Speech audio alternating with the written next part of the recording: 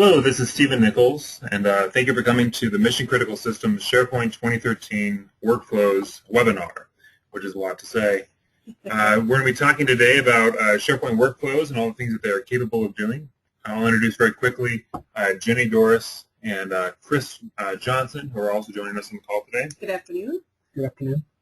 And we'll, 1 second, just get the PowerPoint going for it. We're talking through SharePoint Workflows, which is one of the more popular topics for us when we go through and do development work with SharePoint. We have a lot of customers that have us come in and develop custom workflows, and that can be a whole range of things, and we'll talk through about what exactly SharePoint Workflows right now, workflows look like and what they can do. Just very briefly, we're a SharePoint development company, so we do everything from end-to-end SharePoint work, meaning server installs, designing the architecture, going through and developing the site, building out functionality, and then what we really focus on is helping end users feel comfortable with the site and adopt it through thorough training, through making sure that we're end user focused when we're designing the system, and through just supporting the entire process. And that's what we do.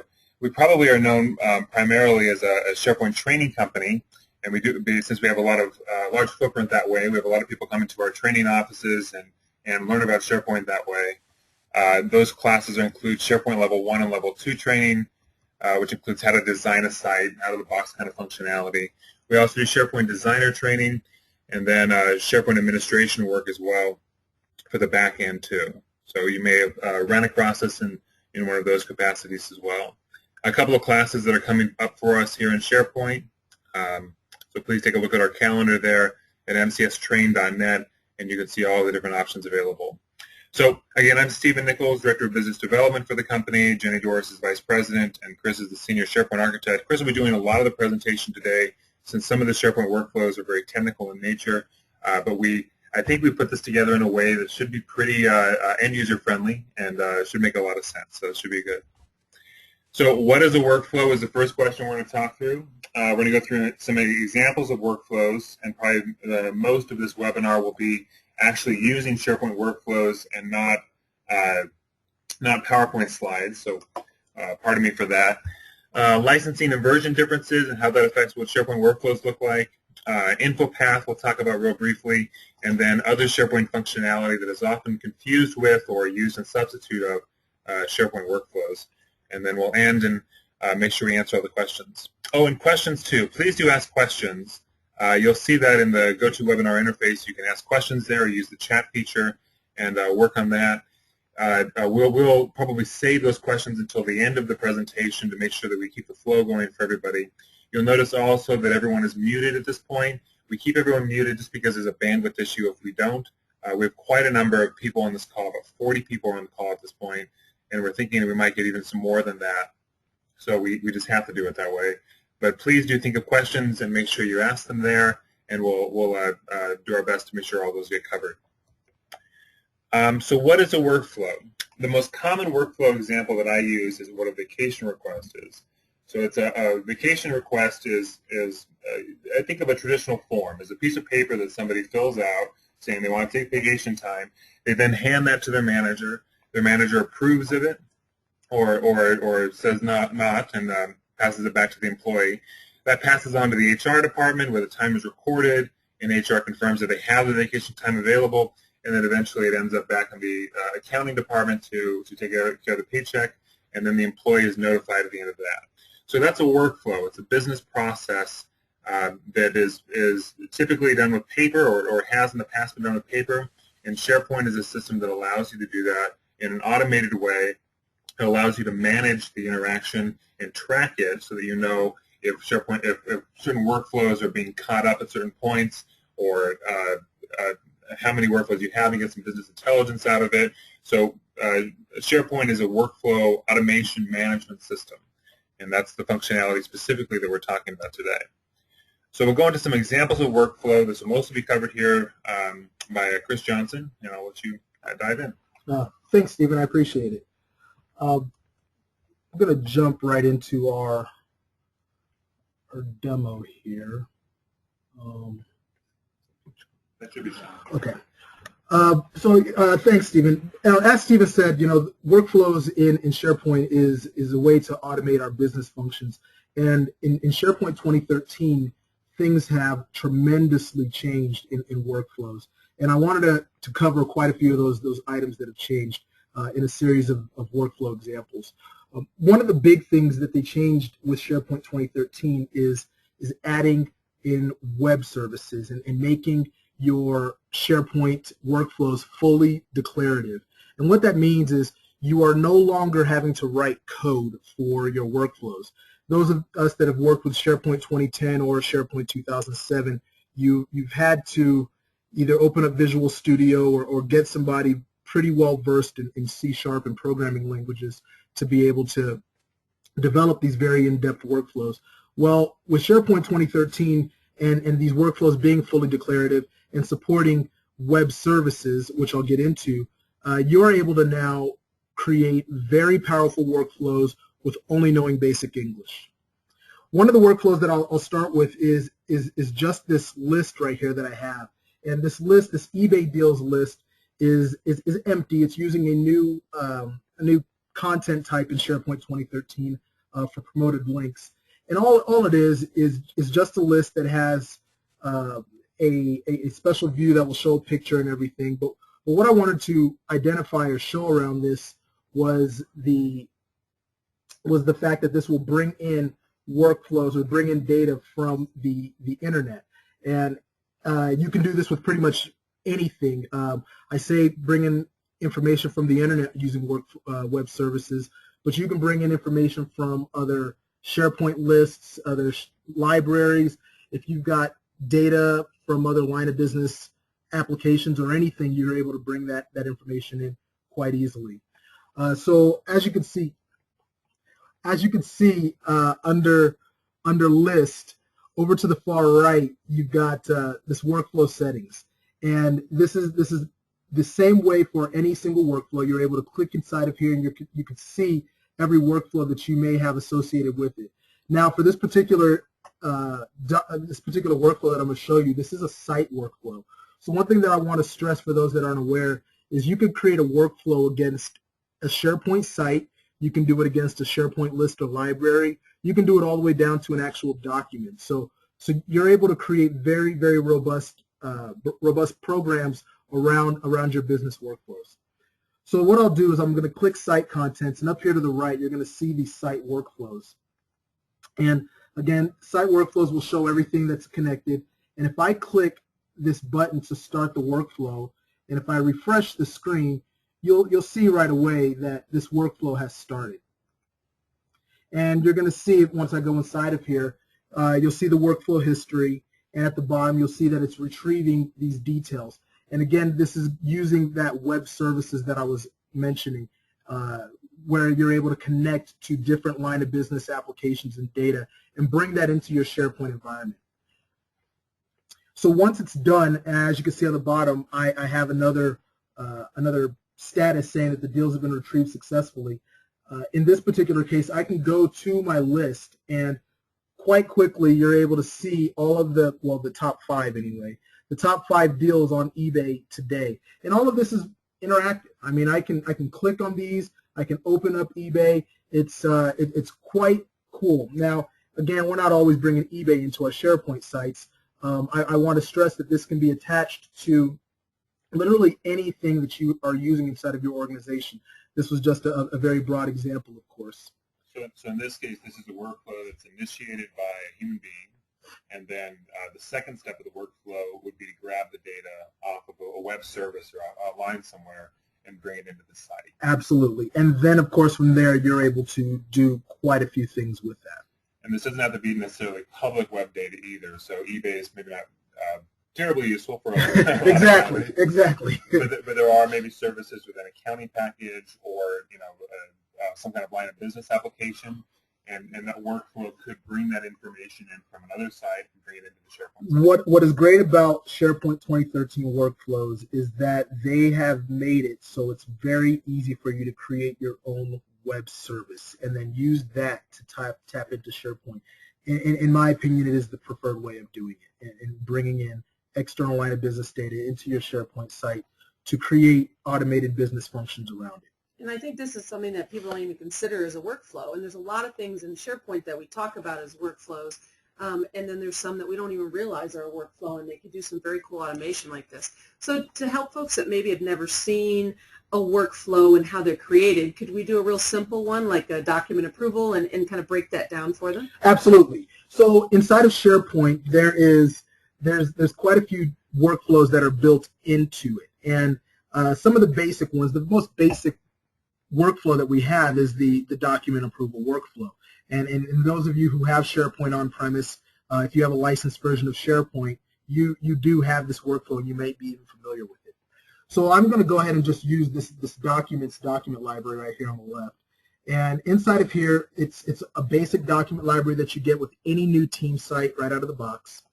And if you go to the top on the ribbon under Library, and again to the right where it's Workflow Settings, you'll see that there aren't any workflows attached to it. And I want to point out the fact that we've got SharePoint 2013 workflows and SharePoint 2010 workflows here. SharePoint 2010 workflows is installed with SharePoint 2013 by default. You just get it.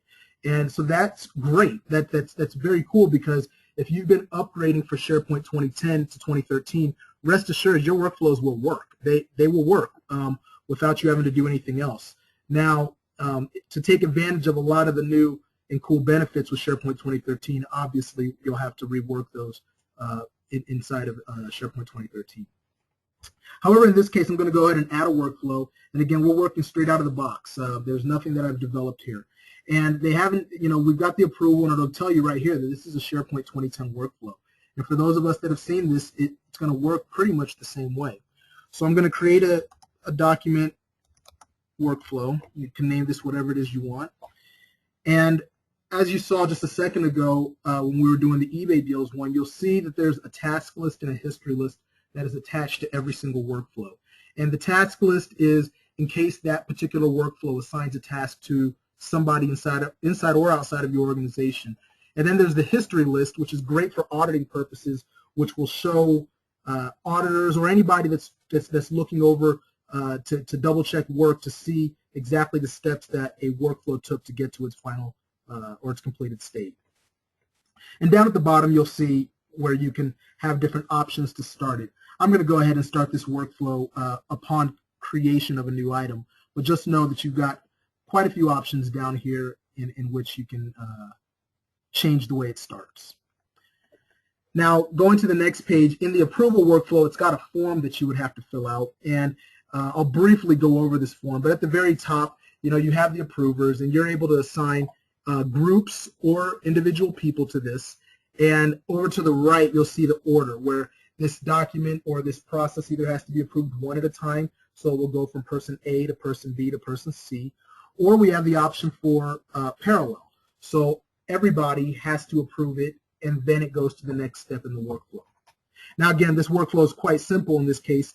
We're only going to have one approver. I'm going to make myself it, but just know that you do have those options, and this is right out of the box.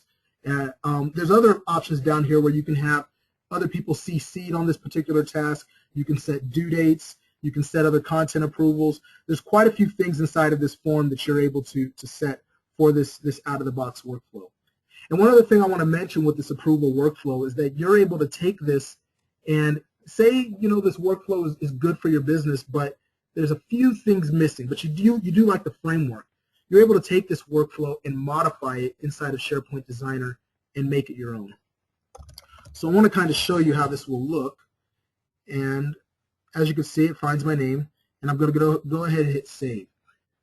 Now, under normal circumstances, what we would have is some sort of document approval or content approval on this library, in which a user would upload the document, and then it wouldn't be seen until a manager or some sort of an approver clicks the Approve button. But in this demonstration state, once I upload this document, it's just going to work, or it's just going to show up inside of here. So I'm going to go ahead and add a new document, and I'm going to upload an existing file, which I have a test document right here. And as you can see, we have a test document in here. You'll see that it's modified by me a couple of seconds ago, but if I refresh this page, Immediately to the right, we have a new column that's added that shows that this workflow is in progress. And what's kind of neat about this is that any user that has rights is able to click this hyperlink and quickly get information on this workflow. So if I click this and I go down to the bottom, you'll see that we've got tasks and a workflow history. So if I refresh this again, let the workflow work a little bit, we will very shortly get a task assigned. And right here, as you can see right here, we've got the task assigned to myself saying, please approve this particular document, in this case, test. And down at the bottom, like I was mentioning, we've got this history where it shows the workflow has been initiated and the task has been created. And then once I approve the task, it's going to go to a task being approved in the completed state. And this workflow history will stay there. And again, it's great for auditing purposes. So if I go ahead and click this title and this, please approve test, it takes me to the task at hand. And I'm able to do a few things with this. As you can see at the bottom, I can approve it, I can reject it, I can reassign it. In this case, I'm just going to go ahead and approve it, but just know that this is how a basic approval workflow works. And in a lot of cases, this is plenty for organizations. Once I click approve, SharePoint will work on it. And depending on your environment and depending on your infrastructure, this could take a second or two. So a good example of this would be like the vacation request that we had talked about before, where someone might create a form or fill in a document or something like that to ask for the vacation time, and then that by loading it into the document library, it would automatically send a task or an email over to the manager to have them approve it and pass it along the way. Absolutely, absolutely. And as you can see at the bottom now, we have the status has been completed. And we see that I've completed this task, it's been approved, and it's also showing the workflow has been completed. And also what will happen with this email. So, what will happen is when this task is assigned initially, the user that gets the task will receive an email saying this task has been assigned to them. And then once that task is completed, and in this case approved, the user that submitted that document will then in turn get an email saying that their document has been approved for showing on the SharePoint site. Okay, I want to show another workflow in relation to the web services that I was mentioning earlier. And one of the things that we've done a lot in SharePoint and we'll see is we'll have users create a list. And in that list, they'll use it some sort, in a way of a database where they'll store a ton of content in there, be it contacts, be it products. It could be a lot of things. And what a lot of users are doing is they're replicating the work inside of SharePoint. Maybe they have this information stored inside of a SQL database, or maybe they have it stored inside of a different line of business application, and they want to bring that data in, but you don't want to necessarily reinvent the wheel and store that information inside of SharePoint. So once again, using web services, we're able to tie into external line of business data and bring information in. What I'm looking at right here to the left is this customer list. And this customer list has, as you can see right here, a few columns: customer ID, full name, company name. And this list is connected to an external line of business application on the internet. And it's actually run by Microsoft. And what we're going to do is we're going to punch in just simply the customer ID. And what it's going to do is it's then going to go out and it's going to retrieve these details from Microsoft and populate the full name of the company name. Now, again, this is a very broad and high-level demonstration, but I want to stress how powerful this is and how great the fact is that we're able to grab this data from anywhere and bring it into our SharePoint site and do a lot of things with it. Now, in this case, I do know a few of the customer IDs that Microsoft has inside of here, so I'm going to go ahead and punch in a few of them. And I'll punch in one more.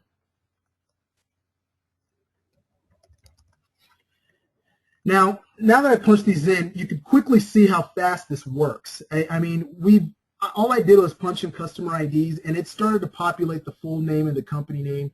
I can go once again into the stage of this workflow and see what's happening with this workflow. So I could see that we're getting some responses back, and we can see exactly what's happening, and it's bringing information in.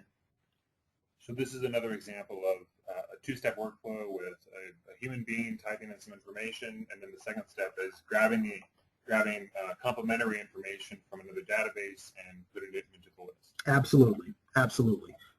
And like I said, this is great. This is great additions to SharePoint 2013. The fact that we're able to do this by putting in a URL and typing in a few lines of code or excuse me, a few lines of regular English, not code, is very nice. I want to show you exactly what I'm getting at with that whole no code thing. I have another workflow here, or another list, an expenses list, and this is something that every organization deals with, where we have expenses that we submit maybe monthly or maybe weekly, and they get approved based on a certain dollar amount, or they have to get escalated to somebody else if it's over a dollar amount. And here I simplified this quite a bit, and I just simply got a title and expense amount column, and then over to the right we've got an expense report workflow, which again will just show the status of that particular workflow. But I want to show you what it looks like. Down here at the bottom I've got SharePoint Designer, and SharePoint Designer is the vehicle that we use a lot to design a lot of these workflows. And inside of here, this is what I use to design this particular workflow. And in this case, it's going to, once somebody submits an expense report, it's going to assign a task to Stephen, who's sitting to my right here, and then it's going to continue through asking if it'll look to see what the dollar amount, and if it's a certain amount, it'll go approved. And in this case, as you can see, if it's greater than $1,000, it needs to get manager approval. I mean, this is plain English that many people are able to read. But one of the neat things with SharePoint 2013 and SharePoint 2013 Designer is that they built in a visual designer into SharePoint Designer. This is a free add-on tool that anybody who has SharePoint, be it SharePoint Office 365 or SharePoint on-premise in your organization, can go to the internet and download and install.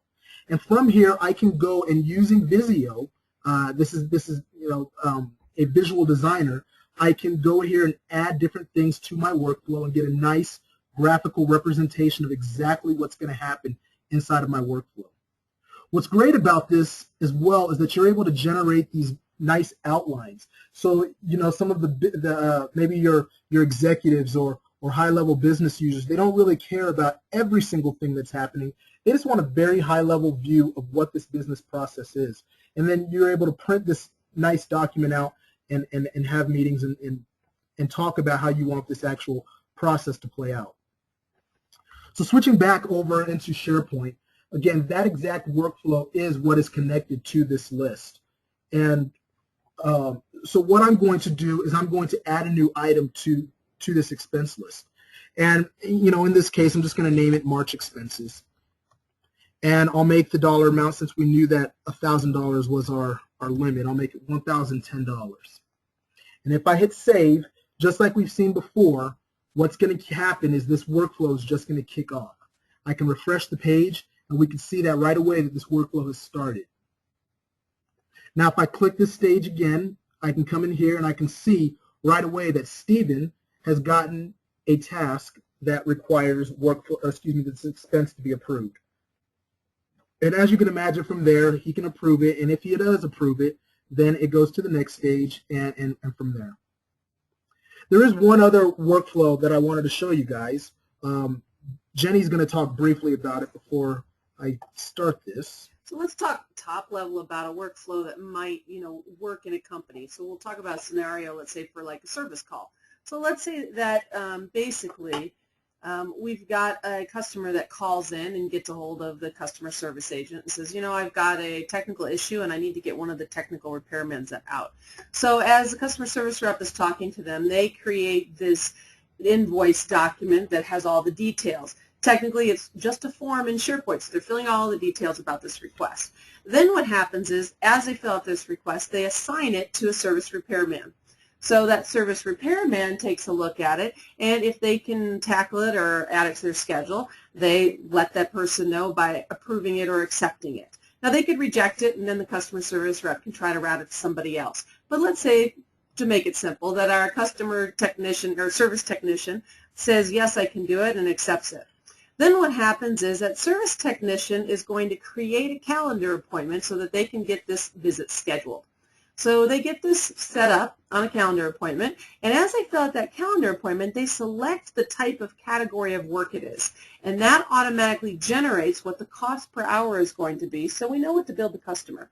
So all that's done, and the customer says, yeah, that's great, that calendar appointment works for me. So then the service repairman goes out, and he goes to the company, and he does the work.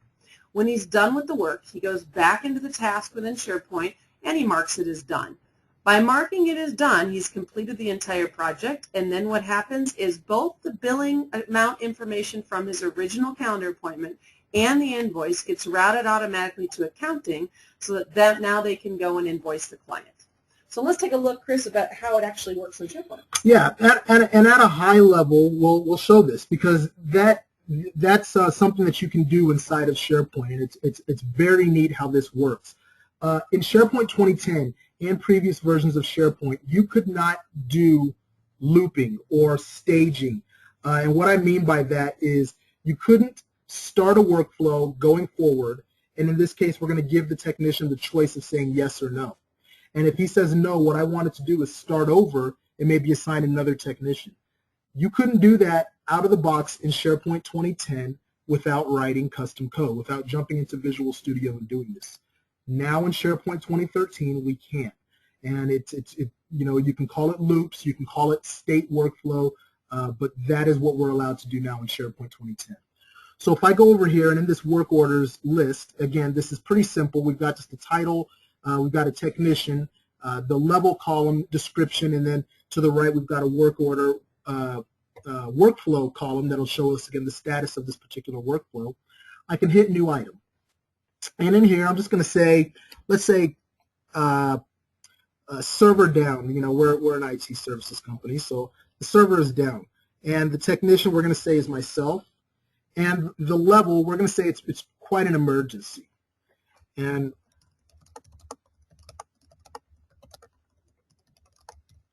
all right, so we've got a very high-level work order ticket that's put in here.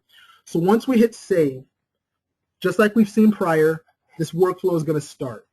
Now, under normal circumstances, the technician probably, is probably not inside of SharePoint. So I, in this case, would receive an email. I said, oh, well, I have a task assigned to me. And again, you can come in here and see what's going on. So in this case, I could see, okay, are you available to perform the following task? Server down.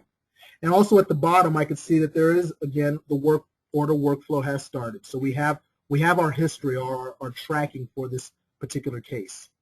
So I can click inside of here and I can say, well, okay, fine, I'm available to actually work on this. So I'll go ahead and click approved. And clicking approved in this case, in this particular case for this work order, will go ahead and kick off the next stage of the work order. Now, I already know how this works, and what I want to do is now assign myself a calendar appointment so I know when I'm going to go out and work on this particular issue. And I have another calendar over here, and inside of here I can just go and create a new event, and this is just using a SharePoint form. I can name this whatever it is I want. Now, I want the imaginations to work here because as you can see, I'm typing in the title again, right? So what we could do is we can make it so that initial work order, all of that information ties directly into a calendar and pulls that information into here.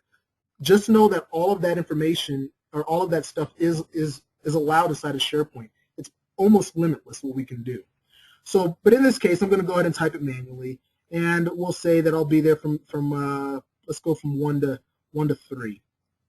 Okay, and down here under the category, I'm going to say it's emergency work, and I'm going to go ahead and hit save. Now, what's going to happen with this workflow is based off the category that I selected, it's going to populate something in the description that's going to let me know how to bill the client. Now, again, a lot of organizations have some sort of an external ticketing application or billing application or something like that. Keep in mind that this can tie into that, and you can have that populate directly into there using different web services and such. So in this case, as you can see under the description, it shows that this work order is to be billed at $2.25 an hour because it's an emergency. That is a workflow that took place and automatically populated that information in there. Once we finish our work, we can come back into our initial work order and we can go into our task and you can see that I've accepted it and I can punch in my notes and type whatever it is I need to for the client and for billing. And once I'm through with that, I can finish that work order and it will mark it as completed and send it off to accounting for billing. SharePoint 2013 workflows, as you can imagine, are extremely powerful. I want to just highlight a few of the big differences between SharePoint 2010, SharePoint 2007, and SharePoint 2013 workflows. Inside of SharePoint 2010, when you created workflows, they were not scalable. And what we mean by scalable is if you have workflows that are very well in depth and they're running constantly and they're causing a lot of load on the server, you weren't able to stand up another server that just ran workflows. Well, that all changed in SharePoint 2013. In SharePoint 2013, they ripped out the workflow engine, sat it on its own, and now it sits by itself. So what's great about this is that your workflows are now very, very scalable. The other thing that's great about workflows is in SharePoint 2010, it was very difficult to develop these for Office 365. If your organization uses Office 365 and you are now using SharePoint 2013, you will be very pleased to know that workflows you develop in SharePoint Designer and Visual Studio have full parity and they can work inside of Office 365 and on-premise. Another thing that I mentioned earlier was that workflows are fully declarative now, and they tie into web services, meaning that you can create these very powerful automated business functions without knowing any C# or .NET code. That in itself makes SharePoint 2013 workflows just as powerful and as robust as they've ever been. And finally, you've got the loops and the stages and the fact that you're able to go backwards in these workflows. They're actually called state workflows. In SharePoint 2010, if you ever look in SharePoint Designer, you'll notice that you can only go forward, only sequential workflows. But now in SharePoint 2013, in SharePoint Designer, we can go anywhere we want to. Now, there is a few differences between these versions. With SharePoint 2013, to do SharePoint 2013 workflows, you need to have a licensed version of SharePoint. With SharePoint Foundation 2013, which is the free version that Microsoft offers, I simply call it a gateway drug. It just allows you to get your feet wet. You love SharePoint, and then you're going to see the power of it, and you're going to want to get a lot more out of it. So from there, from SharePoint Foundation, you go with SharePoint Standard. And with SharePoint Standard or SharePoint Enterprise, that gives you everything that you can do with workflows that you've seen. You get the full power of SharePoint 2013 workflows.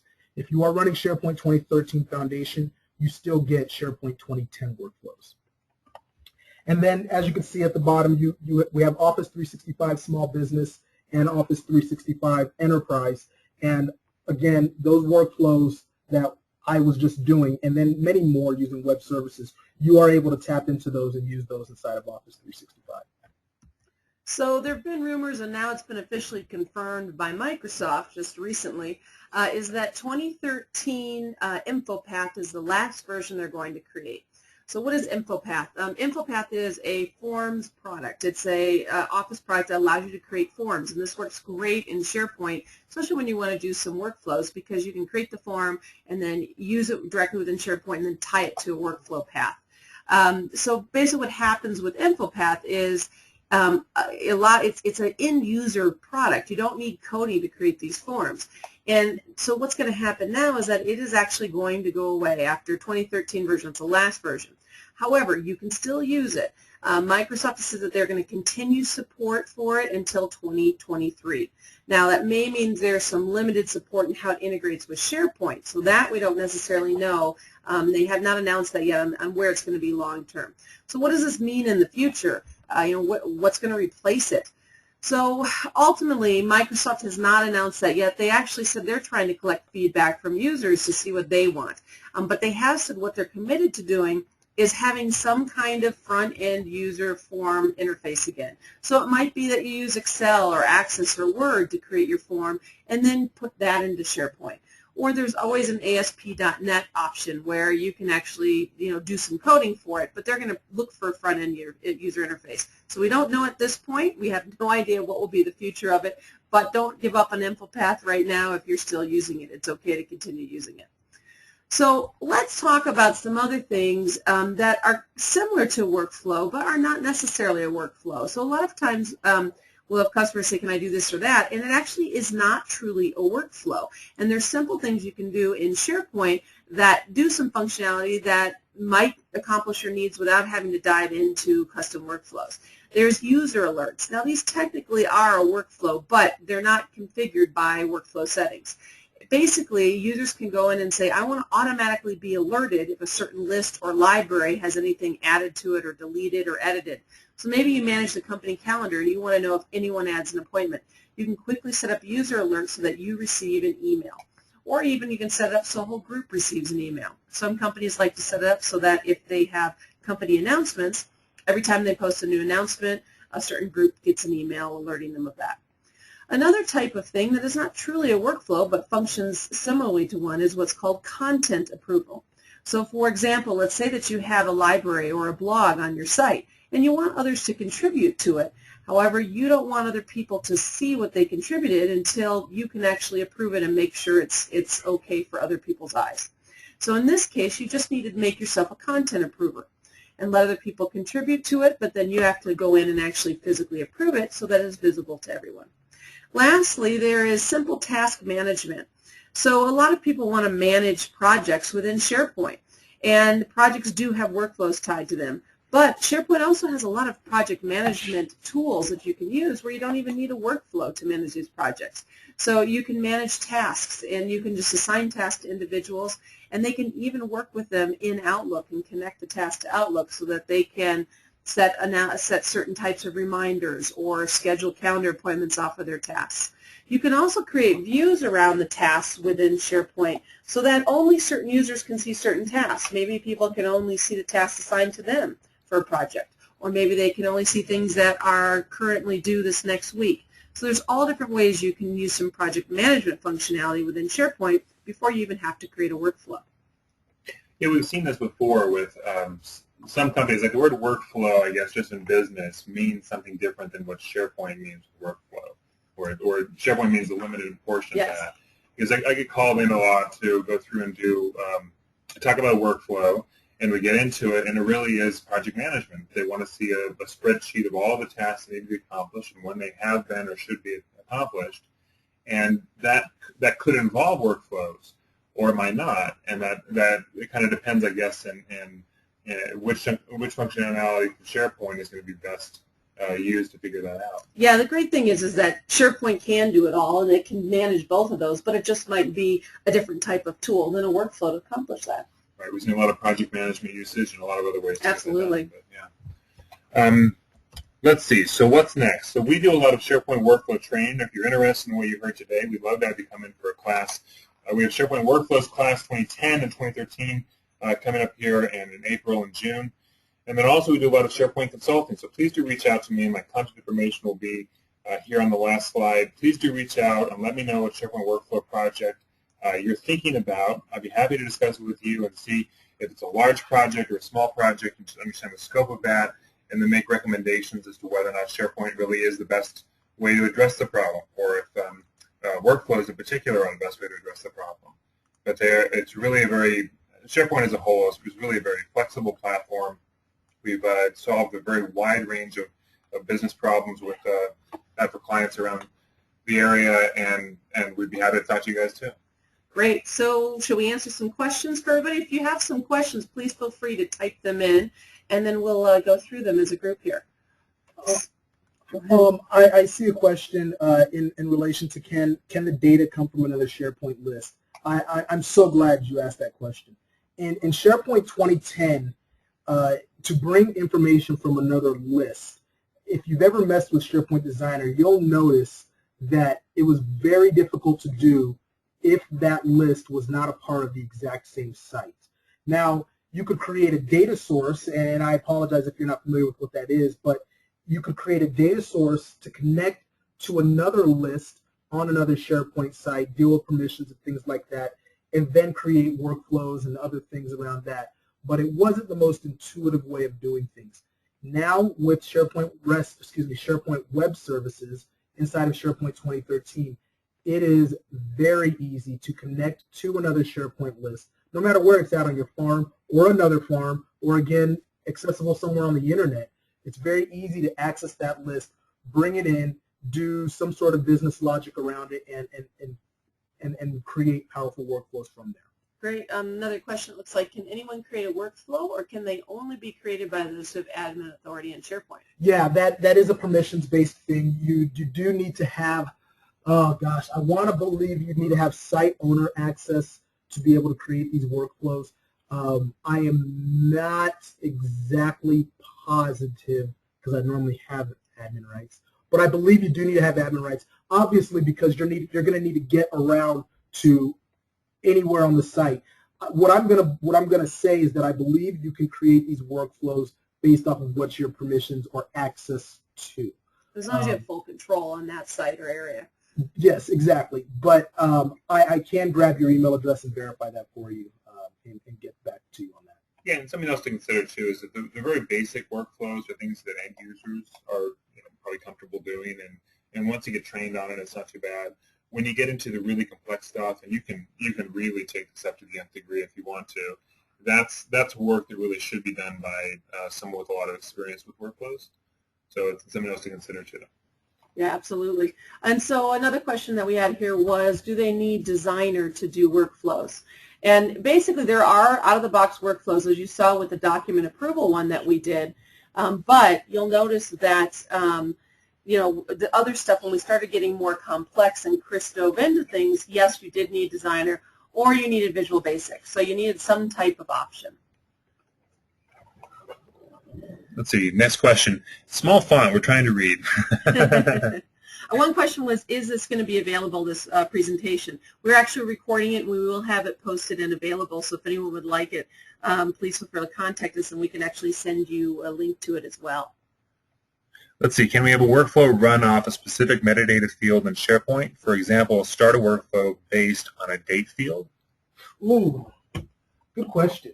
I'm trying to think. Gosh, that is an excellent question. I want to say that, yes, you can definitely do that inside of Visual Studio. You can do anything in Visual Studio.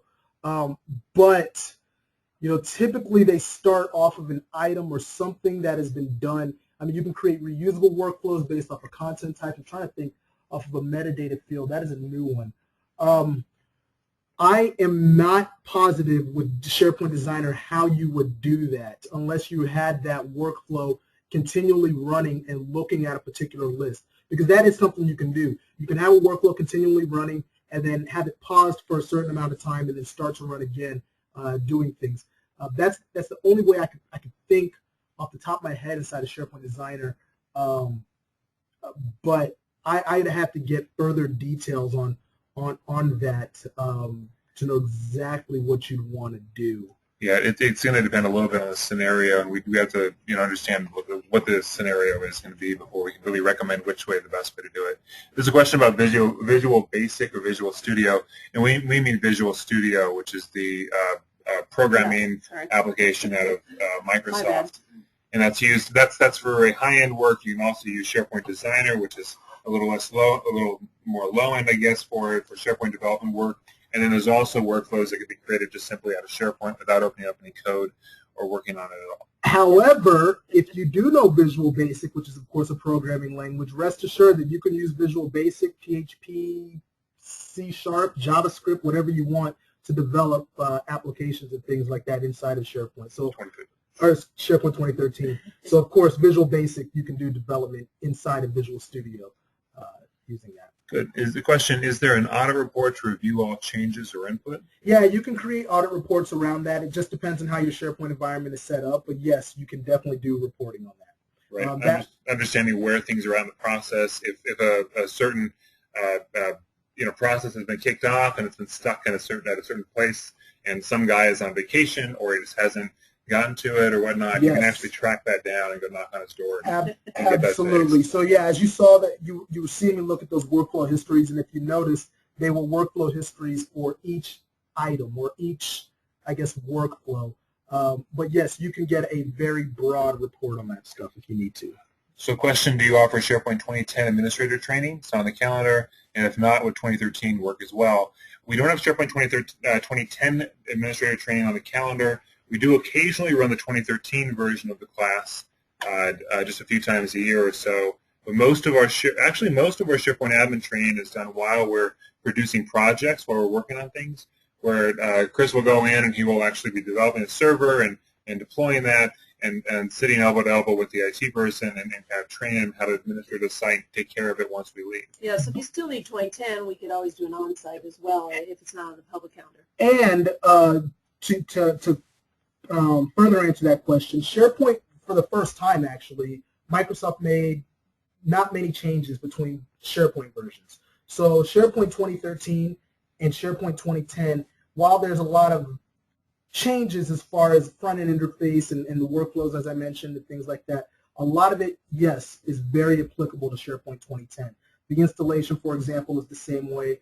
We use the same PowerShell commandlets. We do a lot of the things the same. If anything, between SharePoint 2013 and 2010, you'll get a little bit more information than what you would be doing in SharePoint 2010.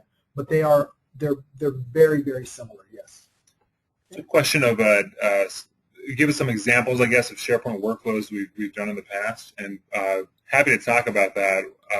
We have some of our customers on the call too, so I won't tell you who you guys are, but we've worked on projects, for example, of employee onboarding approval. A new employee comes into a company and needs to go through approval from several different people, so they can be given an email account, given the T-shirt, the polo shirt that comes with it, and all the things that come along with a new employee coming on board. And that's a process that a company wanted to manage through SharePoint, so they have better tracking of how it's going and making sure that nothing gets dropped while they do that. That's one example of one. We've done a lot of vacation requests over the years, or other requests like that, expense forms, things like that. Yeah, I'm currently working on a project in which that one will tie in a bunch of workflows with applications. So SharePoint 2013, you may, if you've been exposed to it, you may see that they've introduced the new app model. Now that's as we know, pretty much a big marketing term. But with this app model and building apps inside of SharePoint, we are able to tie workflows into these. Because as we know, every computer program is full of nothing but workflows. And so we do a ton of that stuff as well, where we will have some sort of a business function that is trying to be accomplished. And in the process of accomplishing that business function, the company may not know that they need workflows, but I would have to develop workflows within it for that entire process to take to actually work the way they want it to. I've also seen a lot of things that aren't really considered or aren't frequently thought of as being workflows. You showed us some examples of where we can pull data from an outside web source and have it brought into it. That's something we've seen with oil and gas every once in a while, where there's data that's living on a line of business application or accounting application or something like that, and they want that to show up on the SharePoint site in some way. Absolutely, yeah. It really is different based off of the situation. You know, there's bringing data in using what's called business connectivity services and allowing clients or allowing users to change that data live right on a SharePoint site.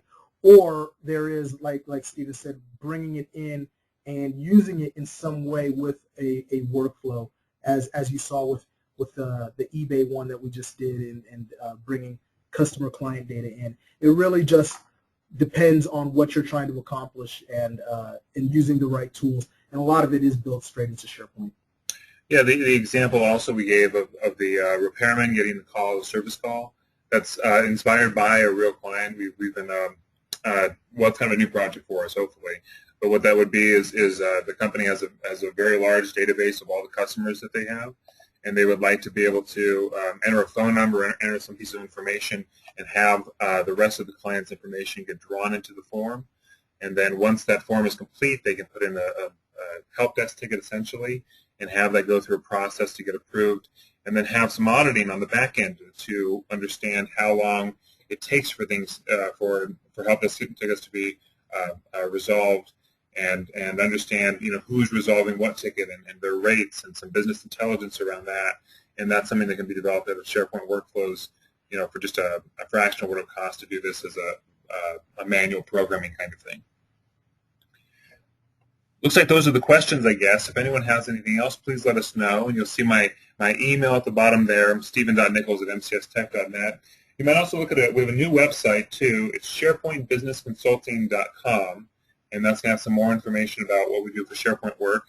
And then we also have a SharePoint newsletter that we just started last month, and we'd be happy to put you guys on that list as well. If you want to send an email or reply to the confirmation email that you'll receive here, or the thank you email you receive probably tomorrow, then that would be great, and we'll put you on that list as well. If you get our Just Tips newsletter, it's similar to that, but we just have a second one that's now going to come out that's solely focused on SharePoint. So if that's kind of your interest, then we will have, that's what started last month, and we can get you signed up for that. Good. And another question, too, we do have a recording of this available. I'm happy to send a link out to that so that everyone is able to hopefully share it with coworkers and friends and everyone you know. That would be great. Well, let's see, that really covers all we have to say. So let us know if we do anything else for you, and thank you very much for coming to the Mission Critical Systems SharePoint Workflows webinar. Thanks, everyone, and enjoy the blizzard if you're here in Colorado. Yes. Thank you. Bye-bye.